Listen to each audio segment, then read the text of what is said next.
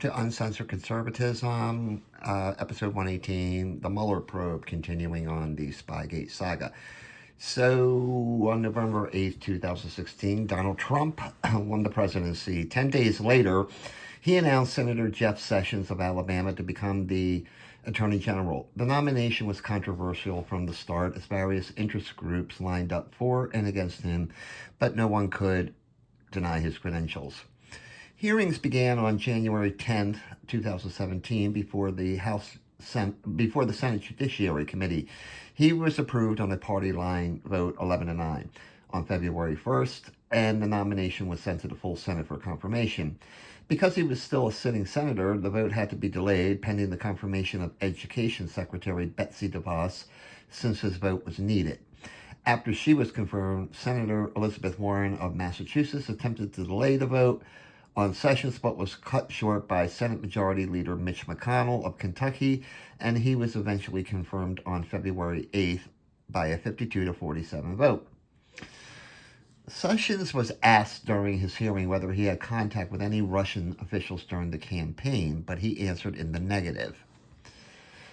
On March 1st, 2017, reports suggest that Sessions had met twice with the Russian ambassador Sergei Kislyak during the campaign.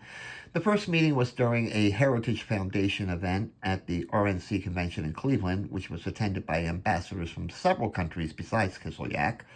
The second meeting took place on September 8, 2016, in his Senate office, where they discussed terrorism in Ukraine, according to Sessions.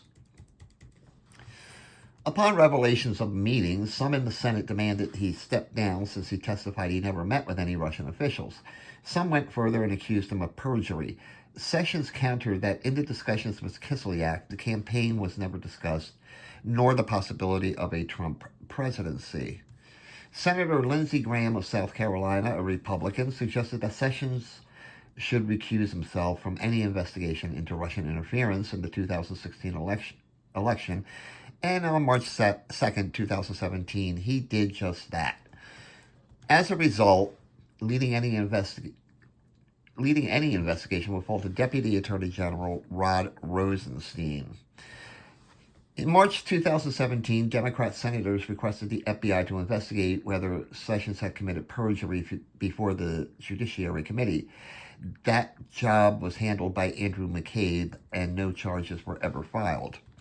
The recusal decision angered President Trump. He argued that since Sessions insisted he did nothing wrong, there was no reason for the recusal. Relations between the two grew testy, with Trump allegedly insisting on at least 3 occasions that Sessions reverse his recusal, and Sessions refused. He did offer his resignation, but Trump refused to accept it. Soon after the recusal announcement, FBI Director James Comey testified before Congress that the FBI had opened an ongoing investigation into connections between the Trump campaign and Russian operatives. The Crossfire Hurricane probe was made public for the first time. Trump kept Comey on as FBI director, although he had the right to replace him upon being sworn in as president. Early in the presidency, Comey and Trump held several private meetings, after which Comey drafted notes to memorialize the meetings. The first was about his January 6, 2017 meeting with Trump, where the evidence of Russian interference was laid out. Trump said Comey was placed in an impossible situation concerning the Clinton email investigation, and he intended to keep Comey on as an FBI director. Comey told Trump of the more salacious accusations in the Steele dossier, which Trump denied. The second meeting occurred over dinner after Trump was sworn in and was in the White House on January 27, 2017. Comey described the conversation as chaotic, with topics dropped and returned to later. Trump once again asked Comey if he intends to stay on, and that several people were seeking his job.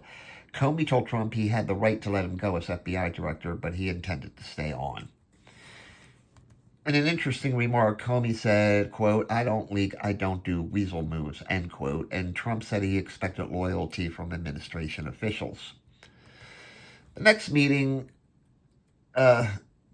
started with a private conversation between Comey and Reince Priebus, where they discussed the dossier, which had been published. and leaks on February 7th or 8th. Priebus specifically asked if there was an active FISA warrant on Mike Flynn. The two then went to the Oval Office and met with Trump. On February 14, 2017, Comey stayed behind in the Oval Office after a meeting with others regarding Homeland Security. During the meeting, Trump confided he was thinking of letting Flynn go because he lied to Pence. He considered Flynn a great guy who had done nothing wrong by talking to Kislyak, but misleading Pence was his primary concern.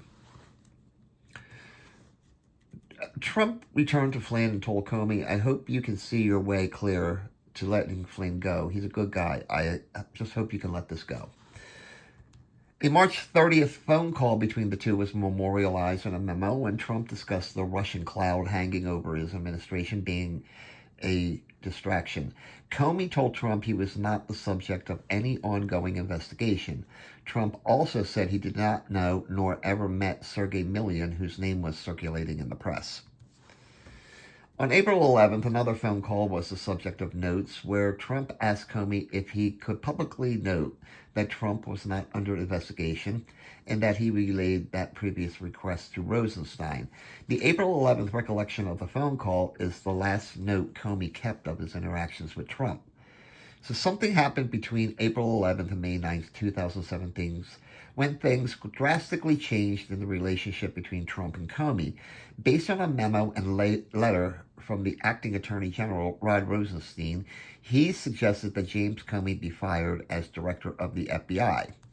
That letter from Rosenstein to Sessions, not the White House, said that James Comey, based on information from a variety of legal experts from both political parties, had broken FBI protocols in the handling of the Clinton email investigation. Specifically, he said that Comey had usurped the authority of the Attorney General to announce the conclusion of the case on July 5th, 2016, and that it was the proper role of the Department of Justice, not the FBI, to conclude a case closed.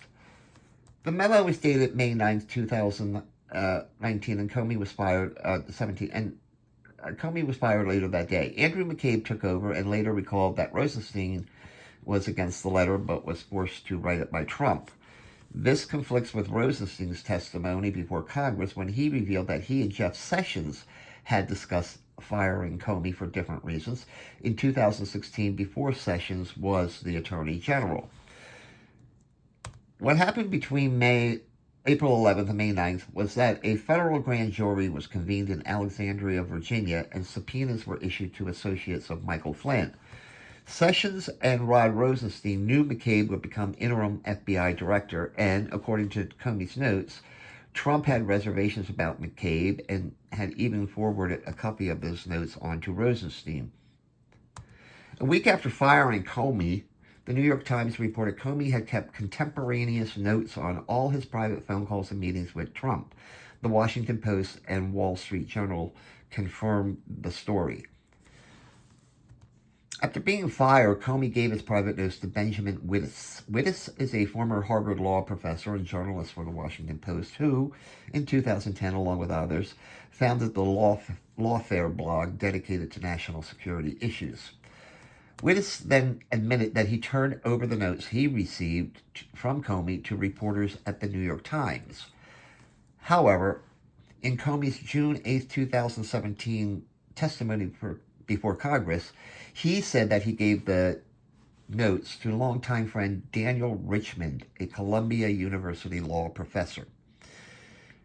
In that June 8th testimony, Comey was asked why he prepared the notes. He believed Trump would lie about the meetings and phone calls, and he wanted to keep the conversations fresh. When asked why he shared the notes with people outside the government, he said he did so with the understanding the notes would be leaked to the press, and this would prompt the appointment of a special counsel to investigate the Trump campaign's ties to Russian officials.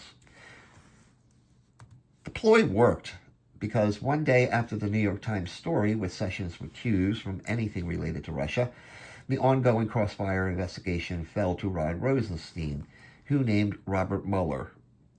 Within days of Comey's firing as acting FBI director, Andrew McCabe began an investigation into whether the Comey firing was obstruction of justice by Trump.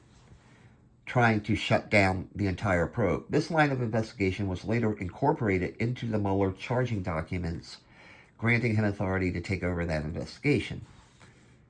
So the actions of Comey have to be questioned here. In one of his memos, he told Trump he was not a leaker and he never did weasel moves. While he may not have been a leaker while FBI director, he was a deliberate, admitted leaker in a roundabout way.